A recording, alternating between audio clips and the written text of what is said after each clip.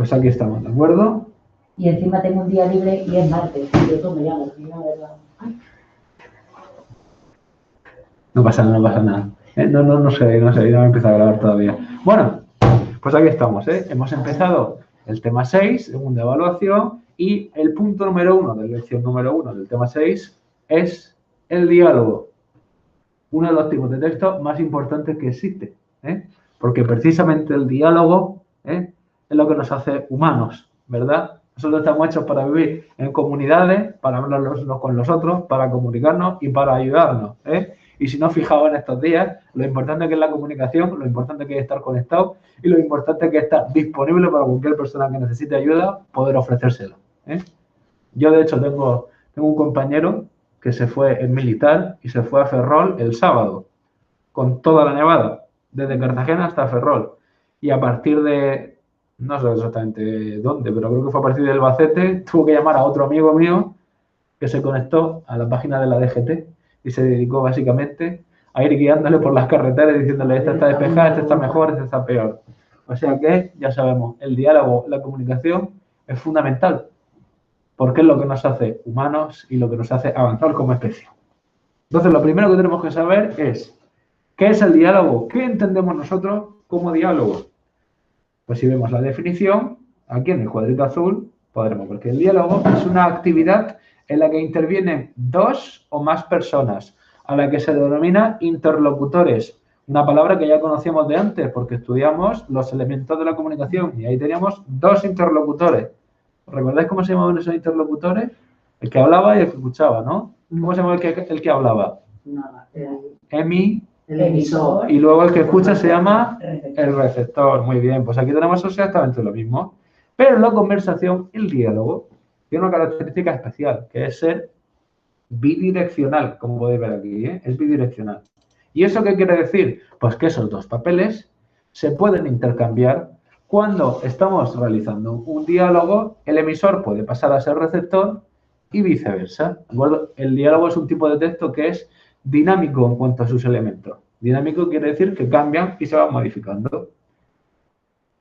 Recordamos que los elementos de la comunicación tenían un nexo común, ¿de acuerdo? El emisor, el receptor, el canal, todo dependía, variaba y estaba condicionado por un contexto que denominábamos situación comunicativa. Y en el caso de los textos dialógicos, en el caso de los diálogos, ocurre exactamente lo mismo. El diálogo varía según la intención comunicativa, según la situación comunicativa. Si hablamos entre amigos, por ejemplo, el diálogo será informal o coloquial.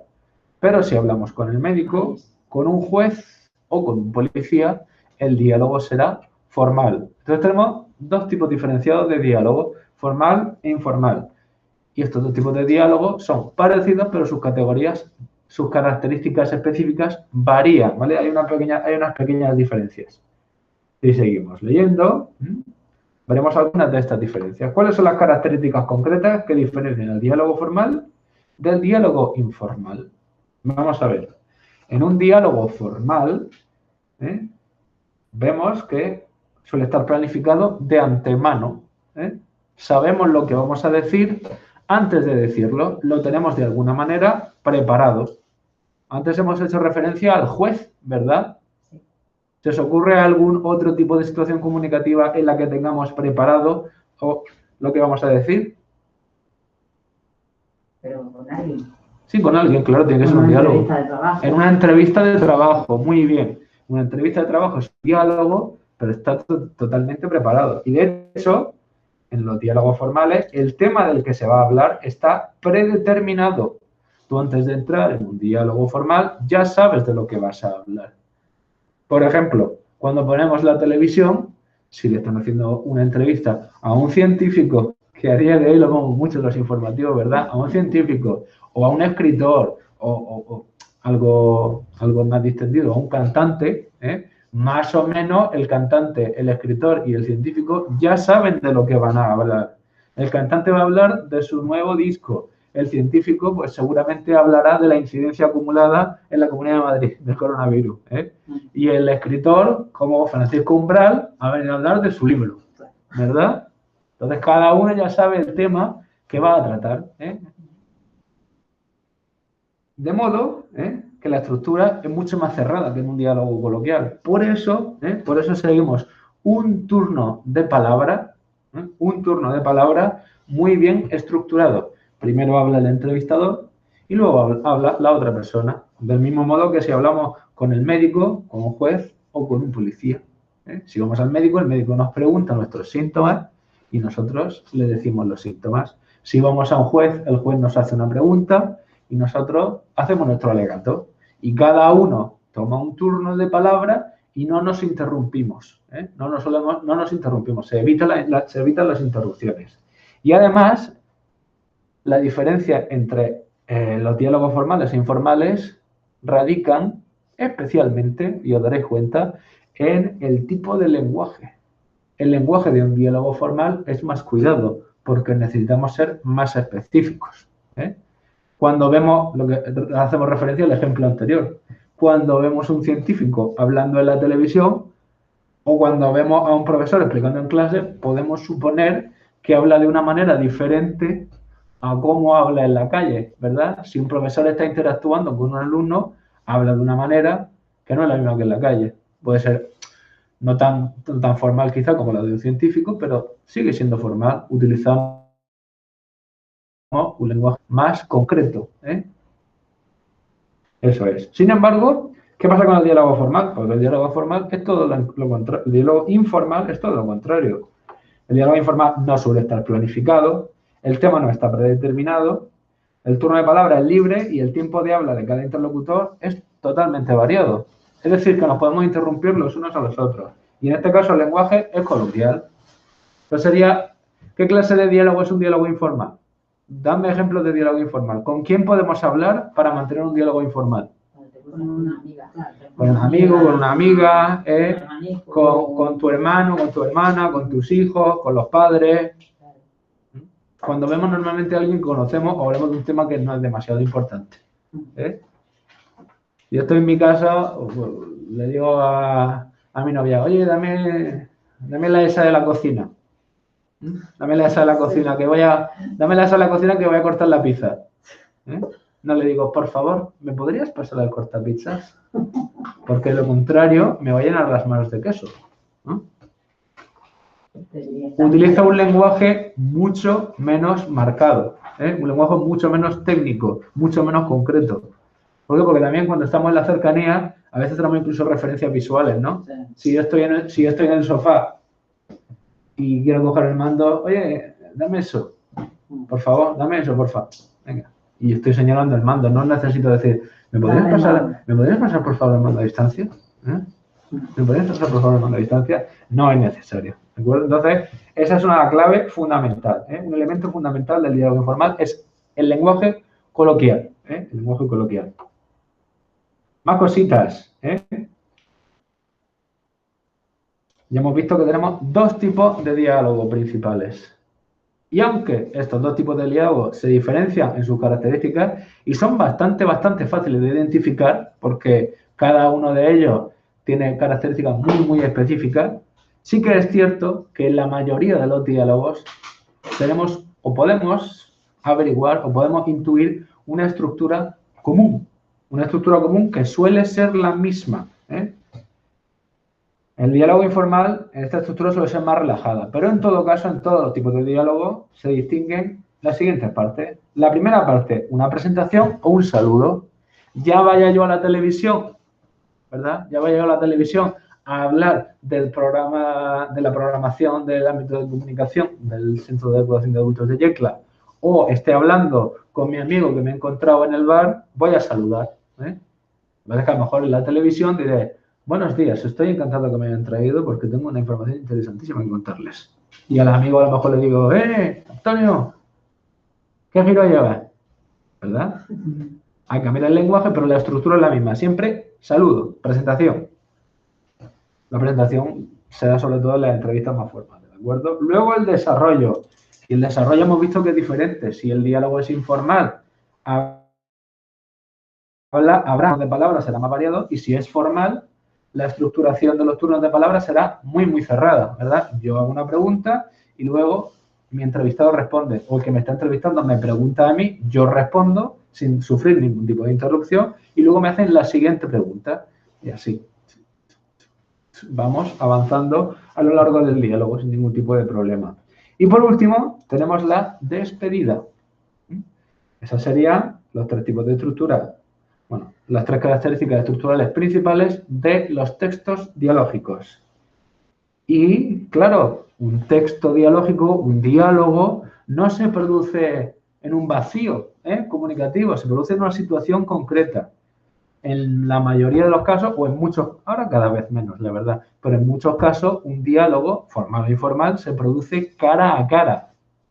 De modo que tenemos que tener en cuenta tanto el lenguaje que utilizamos, como también los elementos extralingüísticos que podemos incorporar a nuestro diálogo. ¿Qué son elementos extralingüísticos? Pues aparte del vocabulario que utilizamos, aparte de las oraciones que creamos utilizando palabras, es decir, utilizando el código lingüístico del que nos servamos en cada caso, español, francés, inglés o idioma que hablemos, eso siempre lo acompañamos de gestos, lo acompañamos de miradas, lo acompañamos de más cercanía o más lejanía, ¿de acuerdo?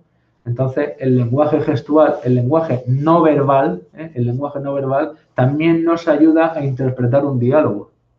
Si yo estoy hablando con una persona, con un amigo, le estoy preguntando qué tal han ido las Navidades, me dice que muy bien, pero yo veo que su semblante está triste y sombrío, pues a lo mejor no le han ido tan bien. De manera que todas esas, en inglés dice verbal cues, todas esas pistas extralingüísticas, todos esos gestos extralingüísticos nos ayudan a darle más empaque, a completar el evento comunicativo, a completar el intercambio comunicativo. Y os daréis cuenta de que esto poco a poco va desapareciendo. Hace 50 años, bueno, hace 100 años, mejor dicho, era casi imposible mantener un diálogo, si vivías en Yecla, que no fuera cara a cara. Pero en el año 2020 es muy fácil mantener un diálogo sin estar cara a cara.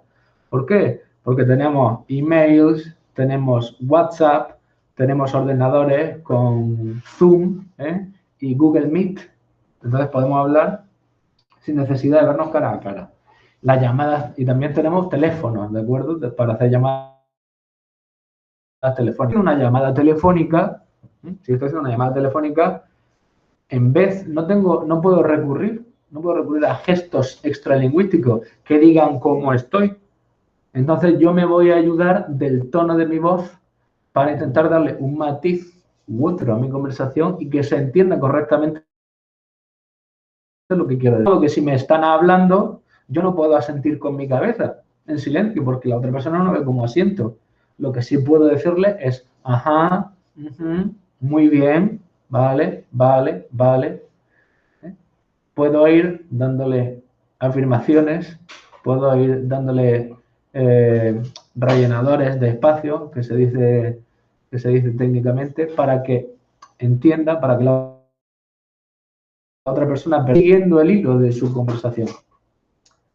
Y esto es una función que ya hemos visto en la primera evaluación. Cuando damos a entender a la otra persona que el hilo comunicativo, que el canal comunicativo está abierto y funcionando correctamente, tenemos la función fática, ¿verdad?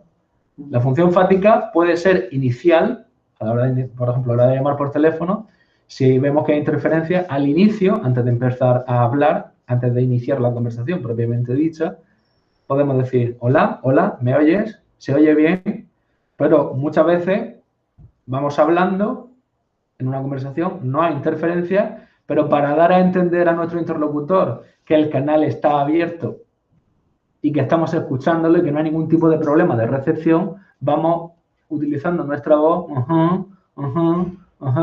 y mediante el asentimiento con la voz le vamos combinando a que continúe su conversación, a que continúe hablando.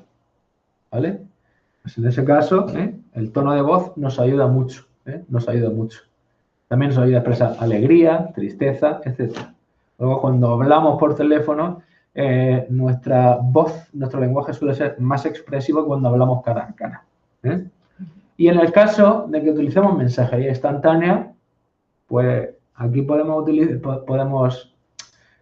añadir elementos extralingüísticos gracias al uso de emoticonos. Emoticonos, que me parece que lo apunto lo tenéis mal puesto. Pone emoticones. Ah, sí, ¿verdad? Es emoticonos, ¿vale?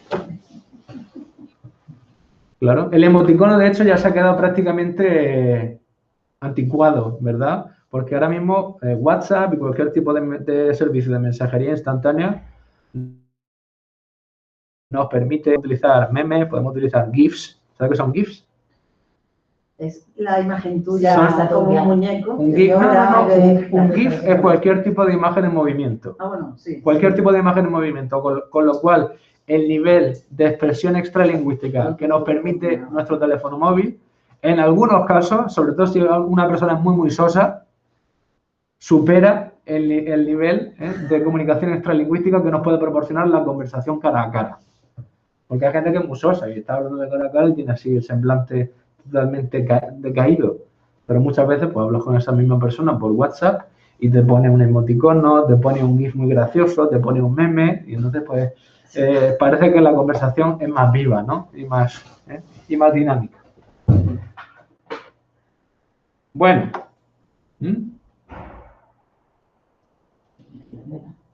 Pues hasta aquí, Hasta aquí el tema. Hasta aquí, no, hasta aquí la parte del diálogo.